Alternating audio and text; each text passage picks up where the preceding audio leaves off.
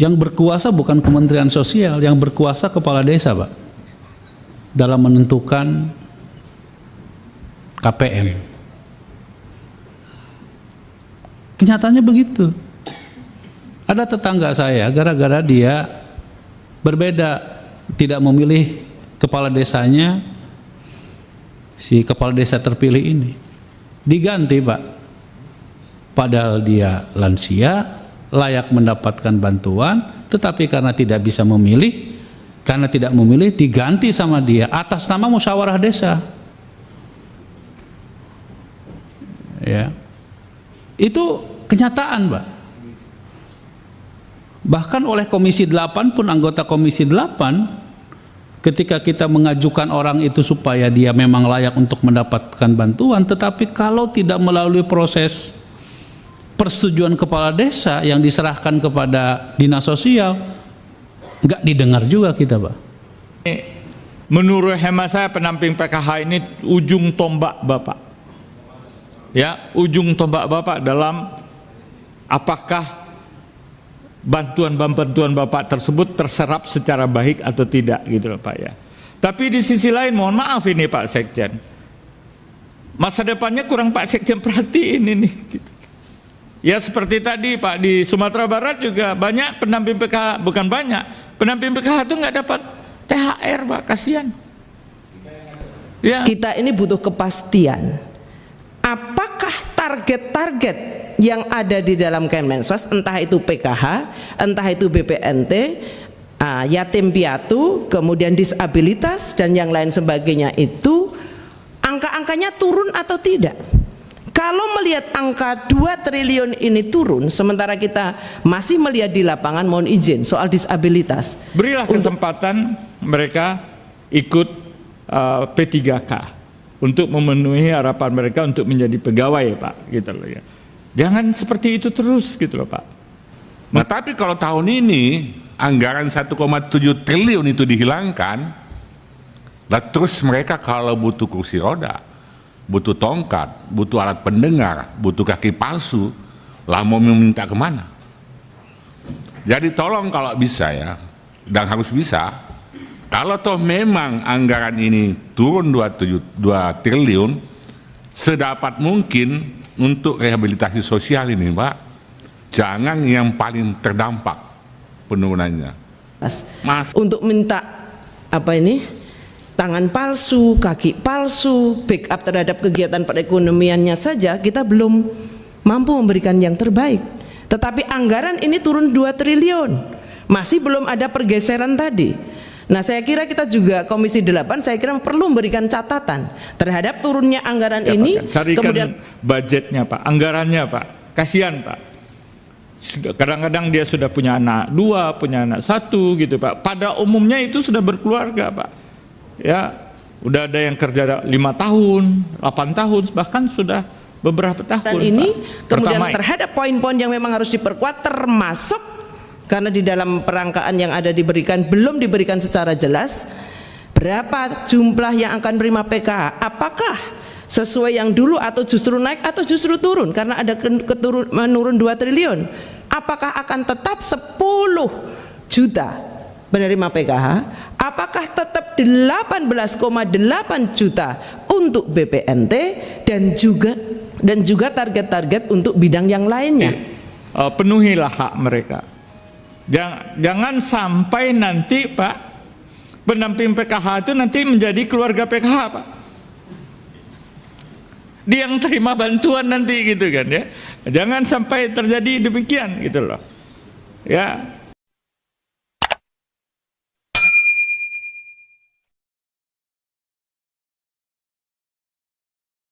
Pendamping itu, Pak, memberikan informasi ke Bapak, cuman bukan hanya sekedar pendamping, dan informasi itu harus misalnya dilengkapi misalnya keterangan dari pejabat setempat, pejabat terendah, atau dan Ramil atau apalah gitu, melibatkan pihak-pihak yang demikian, gitu loh.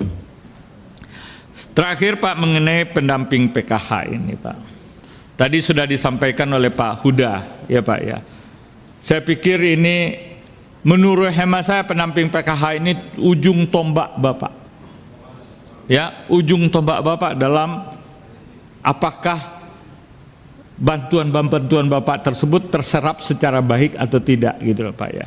Tapi di sisi lain mohon maaf ini Pak Sekjen, masa depannya kurang Pak Sekjen perhatiin ini gitu.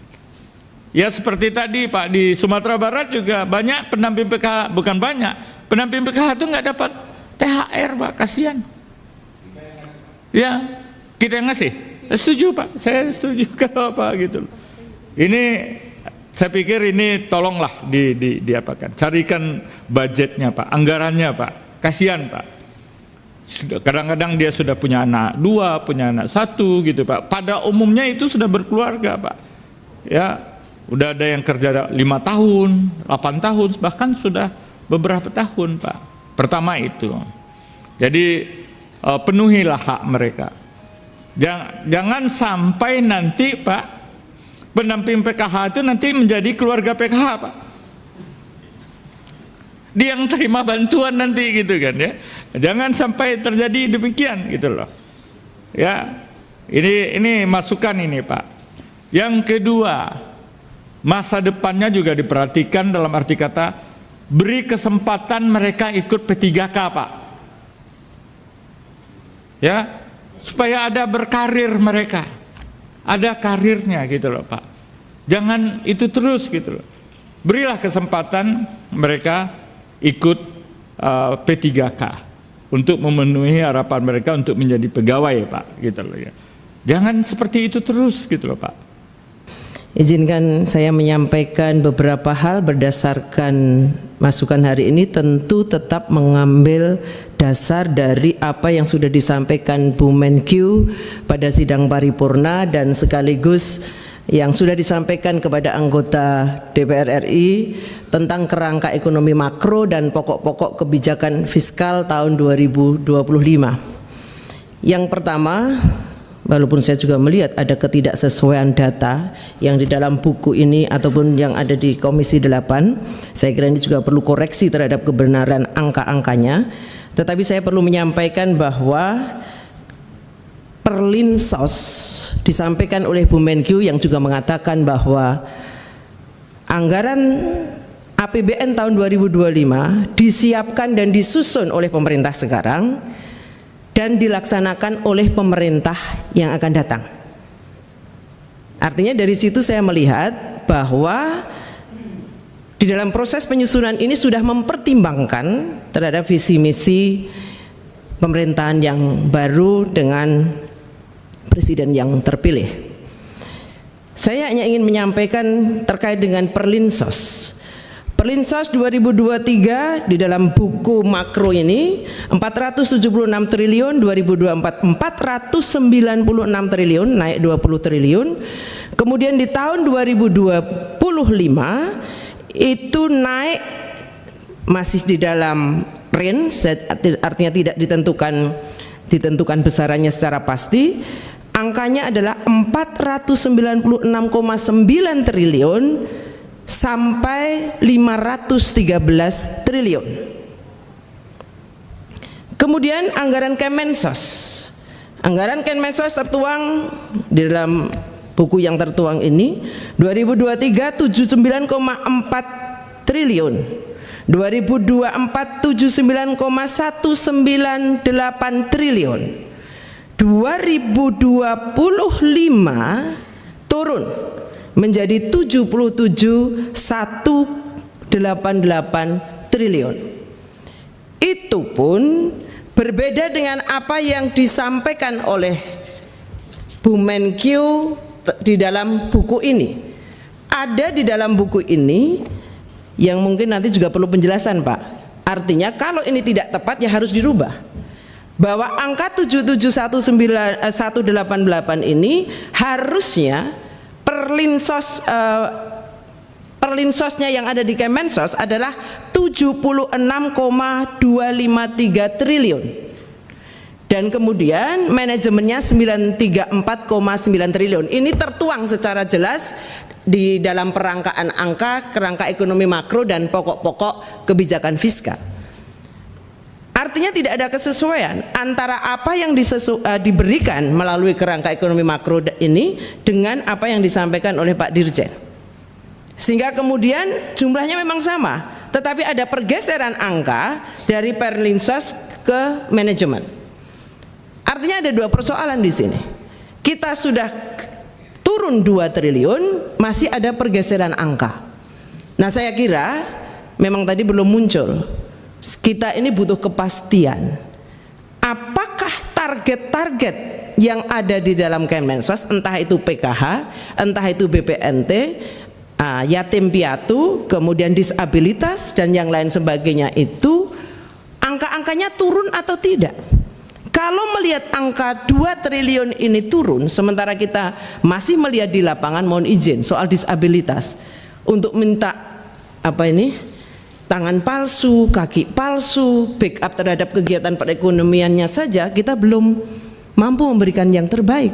Tetapi anggaran ini turun 2 triliun, masih belum ada pergeseran tadi.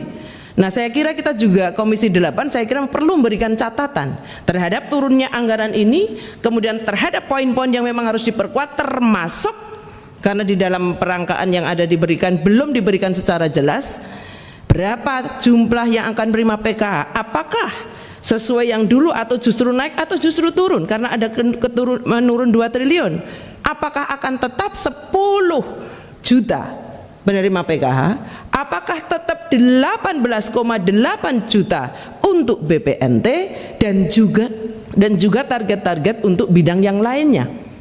Saya ragu, turun 2 triliun ini cukup tinggi. Di mana nanti akan turun? Untuk disabilitas, untuk rumah RTLH, bukan RST ya kita. Nganti bingung aku. Rumah sejahtera terpadu, Pak. Sejahtera terpadu Pak. Sejahtera, Pak. Ya, saya kira ini butuh jelas bahwa tidak akan terjadi penurunan. Kalau terjadi penurunan, ya bagaimana? Kalau kita kemudian berbicara untuk salah satu poinnya adalah untuk transformasi, termasuk untuk peningkatan kesejahteraan, kemudian penurunan angka kemiskinan, kalau angka itu aja kemudian dikurangi. Kemudian berikutnya, saya sekalian Pak, penjenengan nanti kan mesti ada rapat terbatas. Ya, antara narasi dengan grafik di halaman 57 itu ora cocok belas kok. Narasi antara perkembangan anggaran Perlinsos, narasinya dengan grafiknya itu nggak cocok. Jadi ini bisa mengecoh pemikiran bahwa terjadi penurunan, misalnya seperti itu. Padahal tadi dikatakan Perlinsosnya kita naik. Ini Perlinsos ini sudah antara COVID dan tidak. Jadi saya kira silakan cek di halaman 57, kemudian disesuaikan dengan narasinya, nggak cocok sama sekali dengan grafiknya. Kemudian berikutnya, di dalam arah kebijakan Kementerian Lembaga tahun 2025 terkait dengan penanganan kemiskinan, itu dituliskan, saya baca supaya saya Bapak Ibu lebih meyakini bahwa itu benar.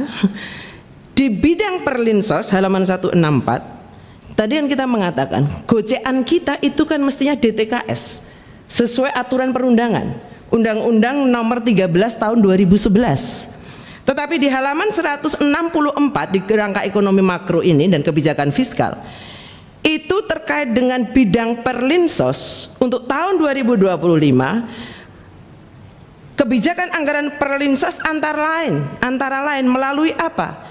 Perbaikan basis data, metode pensasaran dalam penerima manfaat program Perlinsos dan program pemerintah lainnya, antara lain melalui mendorong satu sistem registrasi sosial ekonomi atau REG-SOSEK. Sementara undang-undang kita sudah mengatakan tidak ada undang-undang lain terkait data ini. Ketika bicara pengentasan kemiskinan, soal fakir miskin, bantuan sosial, itu bicaranya adalah soal data terpadu kesejahteraan sosial yang itu dilakukan oleh kementerian terkait, berarti Kementerian Sosial bersama kementerian mungkin soal statistik dan yang lain sebagainya. Maka ini juga perlu penekanan, jangan sampai terkait dengan hal itu kemudian juga akan terjadi kesalahan di dalam implementasi di lapangan. Sekali lagi, pengentasan kemiskinan, soal fakir miskin itu adalah berkaitan dengan undang-undang nomor 13 tahun 2011. Tetapi kalau kemudian dikatakan ini dengan menggunakan data Reksosek, nah saya kira ini tanda tanya. Mohon izin, itu juga perlu dilakukan komunikasi dan diskusi kembali. Apakah benar kita mau menggunakan DTKS atau Reksosek? Mana yang mau menggunakan DTKS, mana yang mau menggunakan Reksosek, registrasi sosial ekonomi. Saya kira ini perlu ketegasan sikap. Dan Komisi 8 saya kira pasti sesuai undang-undang kita mendorong bahwa segala sesuatu untuk bantuan sosial berkaitan dengan penanganan kemiskinan mestinya hanya ada satu pintu yang digunakan, yaitu DTKS. Berikutnya, saya berharap bahwa program-program yang berada di Kemensos ini, di dalam data-data yang diberikan kepada kami, datanya sudah pasti. Pasti itu targetnya berapa? Supaya apa? Kami tidak ragu nanti pada saat bahas di Banggar. Jangan-jangan ini memang kenapa turun 2 triliun? Jangan-jangan dengan alasan tertentu kemudian PKH-nya diturunkan jumlahnya. Ini kita sudah tidak bicara besaran PKH loh. Ini bicaranya masih besaran yang sama. Sudah berapa tahun terakhir Pak? Sama. Enggak, saya minta izin. Berapa tahun terakhir angkanya tetap tidak berubah. Jadi untuk anak SD sekian, anak SMP sekian, kemudian orang hamil sekian, disabilitas berapa, itu sudah berapa tahun tidak berubah. Terus menerus, artinya ini tidak ada perubahan nominal, sementara kita tahu tingkat inflasi juga perlu diperhatikan. Apakah ini jumlahnya akan menurun atau tetap atau naik? Kami butuh kepastian, Komisi 8 butuh kepastian supaya kemudian kami tahu apa yang harus kami lakukan terkait dengan penganggaran dan kita bisa kemudian berkomunikasi anggaran yang terbaik untuk itu ada berada di mana. Saya kira itu Pak, kepastian mengenai DTKS dan Reksosek saya berharap itu juga akan menjadi catatan dari Komisi 8 supaya pasti bahwa kita tidak melanggar aturan untuk bantuan harus lewat DTKS. Matur nuwun. Dalam konteks reformasi perbaikan basis data penerima manfaat itu, jujur Pak, nggak ada bedanya. Bahkan yang terjadi di tahun politik, ya, justru sebaliknya gitu. Saya tadi cerita sama Pak Ketua, yang berkuasa bukan Kementerian Sosial, yang berkuasa kepala desa Pak, dalam menentukan KPM. Kenyataannya begitu. Ada tetangga saya, gara-gara dia berbeda, tidak memilih kepala desanya, si kepala desa terpilih ini diganti Pak, padahal dia lansia, layak mendapatkan bantuan, tetapi karena tidak bisa memilih, karena tidak memilih diganti sama dia atas nama musyawarah desa. Ya, itu kenyataan Pak.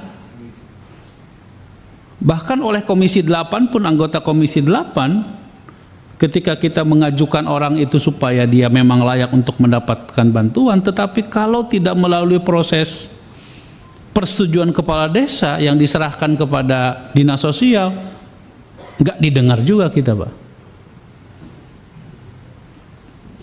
Kalau menggunakan teknologi seharusnya itu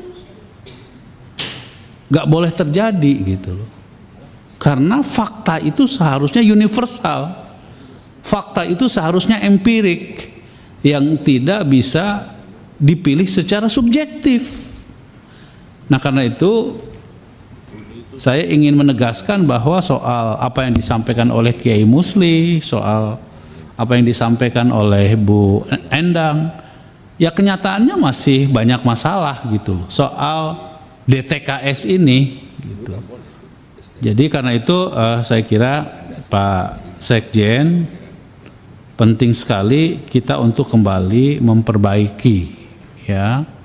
Dan kalau dilihat, dan sayangnya pada kesempatan ini Direktur Pusdatinnya, Kepala Pusdatinnya nggak hadir gitu.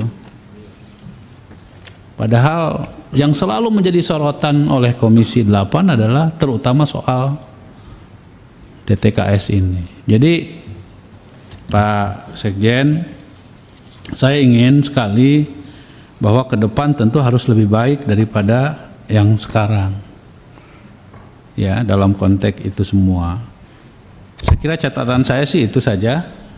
Yang terpenting menurut saya dilihat dari pagu indikatif anggaran tahun 2025, ya tentu membuat kita juga menjadi agak tenang. Karena apa? Karena program PKH masih ada, karena program kartu sembako masih ada, program atensi masih ada, dan itu kalau dilihat dari anggaran yang disampaikan oleh Pak Sekjen justru lebih kepada manajemen daripada program bantuan sosialnya yang dipotong. Kelihatannya ya, tapi kan ini masih sangat dinamis gitu ya. Jadi karena itu saya kira harus jadi catatan. Nah, yang paling terakhir Pak, saya ingin menyampaikan saja bahwa soal tadi yang disampaikan oleh Pak Sekjen, kepastian dari semua pekerja atau semua tenaga SDM yang ada di Kemensos gitu ya, termasuk SDM PKH ini, gimana soal keberlanjutan P3K-nya, termasuk juga di dalamnya adalah SDM PKH. Karena kan kalau mengikuti undang-undang kan ada dua jenis, ya, ada dua jenis SDM, ASN atau P3K. Di luar itu udah nggak ada lagi. Honor juga sudah masuk dalam kategori P3K gitu. Nah, karena itu saya ingin mempertanyakan soal keberlanjutan itu. Saya kira itu Pak Ketua. Terima kasih. Terima kasih Pak Aceh. Saya hanya melanjutkan sedikit Pak ya. Jadi apa yang disampaikan oleh Pak Aceh tadi sempat saya diskusikan terkait masalah kewenangan menentukan para penerima ya, apakah itu BPNT maupun PKH. Perpanjangan tangan Kemensos itu di bawah itu kan kalau saya nggak salah pilar-pilar sosial ini kan, SDM PKH, Tagana dengan TKSK itu kan perpanjangan resmi. Nah, yang saya ingin sampaikan harusnya Kemensos ini menaruh kepercayaan kepada mereka gitu kan. Sering juga keluhan dari teman-teman pendamping ini, Pak Ketua, kami nggak punya kewenangan lagi mengusulkan penerima yang seharusnya berhak menerima tapi tidak menerima dan sebaliknya. Dan inilah semua yang berefek kepada belum sinkronnya data kita yang ada dalam DTKS itu. Nah, itu ke depan harapan saya Kemensos ini untuk memberi kepercayaan kepada PKH ini, tentu tetap di bawah pengawasan dinas sosial itu kan. Kenapa? Karena tadi Pak, apa yang disampaikan Pak Aceh itu kan seolah-olah kepala desa ini lebih kuasa. Padahal instrumen resmi kita ini kan SDM PKH. Namanya saja SDM Pak. PKH ini kan bukan sembarangan, SDM itu Pak. Artinya mereka adalah sumber daya manusia yang teruji melalui sebuah proses yang tidak mudah sehingga bisa terekrut menjadi pendamping. Itu yang pertama. Yang kedua, saya menyaksikan tugas-tugas SDM PKH ini cukup berat Pak. Apalagi di wilayah-wilayah yang memiliki jangkauan yang sangat luas, apalagi yang di pulau Pak. Sehingga ke depan mungkin perlu dipikirkan peningkatan kesejahteraan mereka atau mungkin penambahan biaya operasional di lapangan. Kalau saya nggak salah hari ini kan 3 juta Pak ya, 3 juta 100 apa 3 juta. Latus yang bertugas di pulau Pak, kayak Selayar itu Di tempat saya Selayar itu Pak, itu ada wilayahnya berbatasan dengan NTT. Kalau dia mau melakukan koordinasi ke kabupaten, itu gajinya sebulan habis Pak, sekali perjalanan. Jadi mungkin ke depan perlu dipetakan SDM PKH yang bertugas di wilayah-wilayah yang memang membutuhkan biaya operasional yang lebih tinggi, mungkin dibedakan dengan mereka yang bertugas di ibu kota, itu, supaya lebih berkeadilan, itu kan maksud saya Pak ya. Nah itu. Nah kemudian menyangkut masalah kelanjutan P3K, saya kira semua sudah disampaikan oleh teman-teman tadi. Nah yang kedua, nah ternyata efek terbesar menurunnya pagu indikatif ini dari 77 menjadi 75, ini ternyata ada di Ditjen Rehabilitasi Sosial Pak. Terbesar situ Pak. Dari 2,5 triliun tahun ini diusulkan hanya 881 miliar. Jadi penurunnya itu 1,7 triliun Pak. Nah artinya fakta di lapangan Pak, kebutuhan mereka-mereka untuk anak-anak yang berkebutuhan khusus, bapak-bapak dan ibu-ibu butuh kursi roda, tongkat, alat dengar, kaki palsu. Faktanya di lapangan kan masih sangat besar Pak. Saya hampir setiap hari mengusulkan ke balai-balai. Nah kebetulan di tempat saya alhamdulillah balai banyak Pak. Kebetulan aja di dapil saya itu ada 4 balai. Jadi aksesnya mudah. Nah tapi kalau tahun ini anggaran 1,7 triliun itu dihilangkan, nah terus mereka kalau butuh kursi roda, butuh tongkat, butuh alat pendengar, butuh kaki palsu, lah mau meminta kemana? Jadi tolong kalau bisa ya, dan harus bisa, kalau toh memang anggaran ini turun 2 triliun, sedapat mungkin untuk rehabilitasi sosial ini Pak, jangan yang paling terdampak penurunannya. Masa dari 2,5 menjadi 881 miliar, ini gede banget ini Pak Robin, ini turunnya ini 70% Pak dipangkas. Atau apakah Kementerian Sosial menganggap tidak perlu lagi mereka dibantu? Udahlah kamu kan udah tua, nggak usah pakai kursi roda, tidur aja di rumah.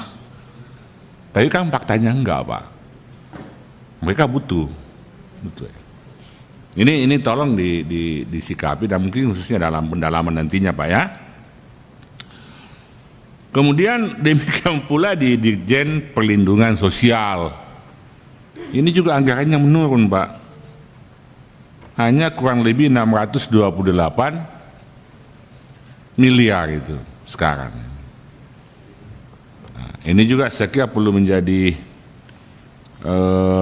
perhatian kita semua, kenapa penurunannya begitu besar gitu ya, untuk dua eselon